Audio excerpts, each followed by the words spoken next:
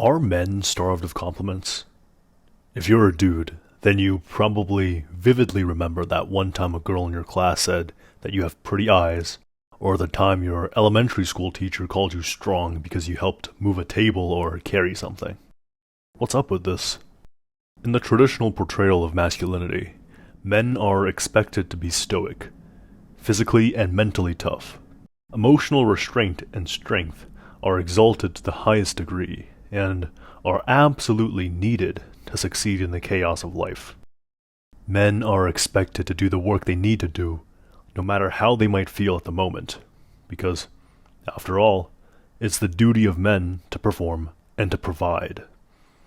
Men should be self-reliant, instead of seeking external validation through compliments.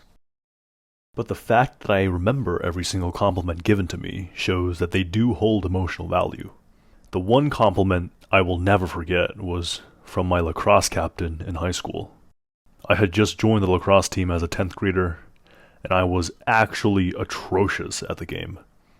I couldn't catch, I couldn't throw, I couldn't scoop, and I could just about cradle the ball.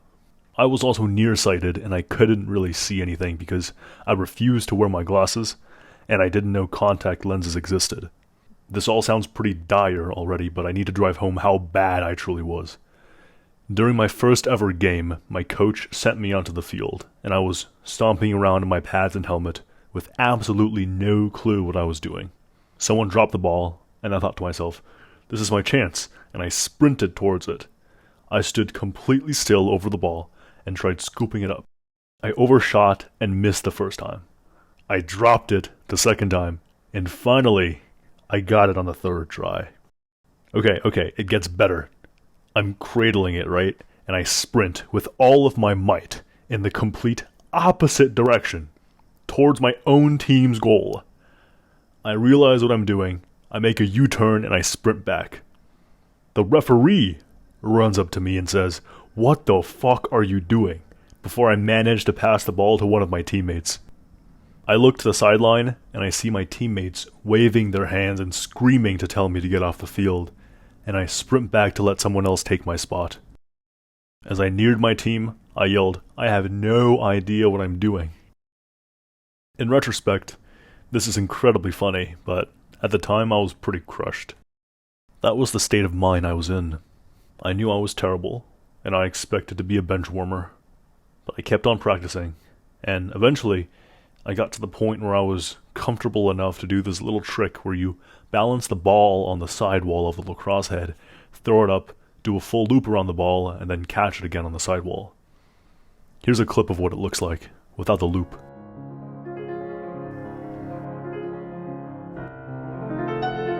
One day we had just finished practice and the sun was about to set. It was late. The sky was a purplish blue and everyone was getting ready to leave the field. I was off to the side doing this trick. Obviously no one really cared since it was pretty simple and everyone was focused on packing their stuff. One of the co-captains passed by, probably to get to his bag. But he stopped, looked at me doing my little trick, and said, "Damn, okay," while giving me an impressed nod. That hit really hard. Here's the thing. He could probably do it behind his back, upside down, blindfolded, with his toes. I only learned the trick in the first place because I saw him doing it. The fact that someone I looked up to gave me a compliment to congratulate my achievement after I had put solid work in, well, that was the best feeling in the world. And I'm going to remember that moment for the rest of my life. But does it even matter if I got complimented or not? No, not really. I'm not gonna die from compliment deficiency. I would do just fine without it. I would continue to practice. But there's no denying the mental and emotional benefits from being complimented, especially if it's sincere. As a dude, I might have one of two reactions towards a lack of compliments. The first would be to assign blame to external factors. Why aren't people paying attention to me? Society is definitely at fault. The second would be to assign blame to myself.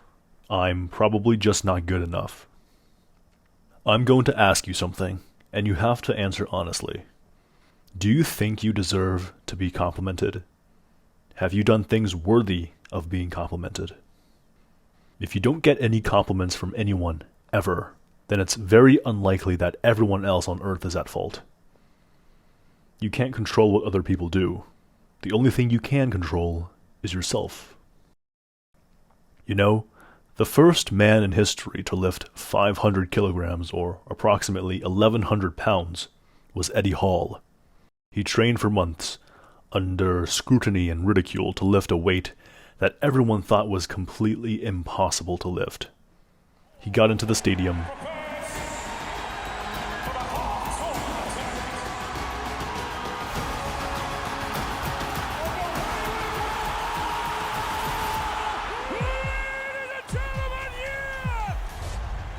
and ripped the bar off the floor to the deafening cheers of 10,000 people.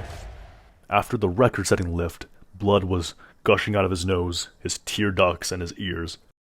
He was convulsing while fading in and out of consciousness, but he was the strongest man in the world. I'm not trying to compare myself, some random guy, to the legendary Eddie Hall.